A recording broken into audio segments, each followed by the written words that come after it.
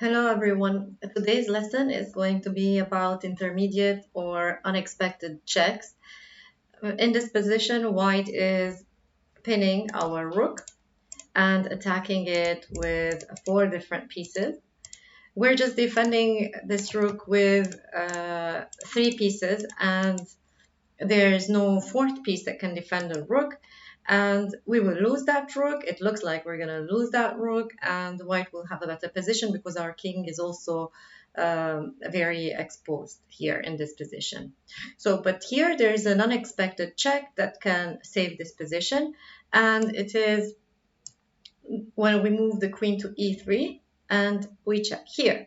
If the bishop captures, then our rook will be unpinned and we will be able to capture the white queen. And okay, we will have an extra rook in this position. Slowly but surely we can win this game. Let's go back. And what if the bishop does not capture our queen and instead maybe the king just moves away? Then we can simply capture the bishop. And again, we can continue to play this game with an extra piece. If white decides to capture our rook, we will be in a better position here. So let's see the next game, the next position. The next position, black has just captured uh, on h2 and is attacking our queen. There are also some other threats here. For example, if we just capture the knight, then there's a checkmate if black plays queen to h6, because then even if we block with our bishop, the queen can capture, or of course blocking with the queen is useless. The dark square bishop is covering the g1 square, so this is very good for black. If we go back, here in this position, again, there is an intermediate check that can save this position, and it is knight to f6. Now, let's see the different options that black has. In case the bishop captures the knight, then the g1 square will be available for our king to escape, and there won't be any checkmate. So we can simply capture the knight on h2, and on any check, we can just move away. And if we go back, what if on our check, black captures with the queen, but now again we can simply capture the knight because there's no more check on the h file and our king is not in danger. And of course we have an extra rook in these positions and white is much better. And if we go back, what if the black king just moves away, let's say to h8? Okay. In this position, again, we don't need to worry about checkmate because when we capture the knight on h2 and the queen checks, now there is the knight h5 blocking black queen's check. If the queen captures, we can just trade queens. We still have an extra rook. If the pawn captures, the h file is blocked, and again, white is doing much better. Let's see another position. In this position, white has just captured on d6. Okay, so again, there will be an intermediate check that will save this position. But let's see first the different options that we have. Now, what happens if we simply capture this rook? Okay, there is a double check and then a checkmate. Whether the black king moves to d8 or f8, there is queen to e8, and that's checkmate. So let's go back. Capturing with a pawn is not an option. Of course, capturing with a queen, we're giving up the queen. Capturing with a queen on b5, there's this very good move that white can play. Again, white will be better. White will have a decisive advantage. And if we don't capture at all, our queen is being attacked and there are no safe squares for our queen to move to. So here we need to find a solution. And the solution is an intermediate check, which is bishop to c3 check. Here, if what's happening in the position is that we are creating an escape square for our king by removing the bishop on g7. So here, regardless of what white is capturing, we just capture the rook on d6 and not worry about checkmate anymore, because on king f8, queen e8, we can move the king to g7. Our position is good, and we're also just developing our pieces in the next moves and attacking the white pieces that are on our side of the chessboard. And black is doing much better in this position material wise. Also, as a position, we will be better in just a few moves. Okay, so let's see another position here. In this position, if black simply captures the queen, white also captures our queen, and we can capture the rook or the knight back. Let's see this.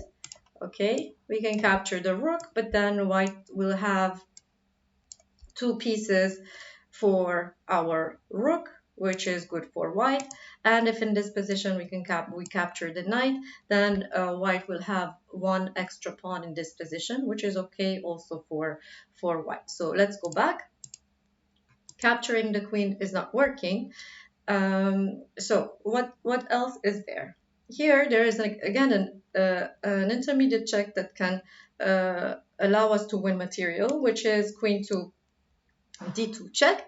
Here, if white captures, we can check. So we gave up our queen by capturing a piece, and now we're capturing the queen back. And we will also capture the knight that's on f8, so we will end up having extra material. The knight cannot move to any safe square, and we will be able to capture it on our next move. Let's see another position. Here in this position, black is in big danger because white is threatening first checkmate. And of course, capturing with the king, they're just mate in 3 moves, which is here and check with the 2 knights, and that's checkmate. If we go back, in this position, then if we don't capture with the king on g7, if we capture with the bishop on g7, again, white can check on f6 twice, and then checkmate with the queen in 2 more moves. That's our only move, and queen to h6 is checkmate. So let's go back to our initial position. So here, how can we save this position? Again, the saving of this position comes with an unexpected check. When we check on f3, then we will be making way for our queen to be able to check from c1 and start defending the king side. So here on this check, say white captures, and when we check from c1, we are protecting a very important square that white was using for checkmate. So here, we don't need to worry about capturing anymore, because after the same moves that white was doing to checkmate, now there's no longer the move queen to g5.